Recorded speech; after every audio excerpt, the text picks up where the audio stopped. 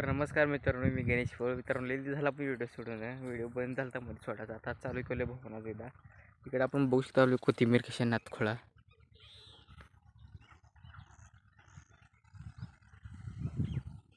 इकडे कोथिंबीर आणि ही बी कोथिंबीरच आहे आणि एकदाच पेरलेली कोथिंबीर आहे.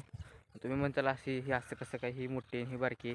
भाऊन काय झालं तर माहिती आहे का, म्हणजे आता ही कोथिंबीर आता आपण काढूस तर ही बरोबर लगे इकडं काढायला येते ना. तर ही मग एकदम आल्या का मग काढायचं लई मेळ खात नाही. मग काढायचं मग इकडली निब्बर होऊन जाते, मोठी होऊन जाते, ती अवघड आहे तसं. त्याच्यामुळं आहे ना, आणि ही निम्मी बाजू आहे ना पाण्याने घटलो इकडली, मग इकडली निम्मी बाजू मग नंतर.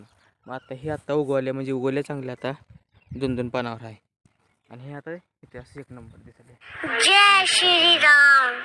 आणि इकडे आहे ना भावनो शेंगा केली त्यावर इकडल्या बाजूला बघा.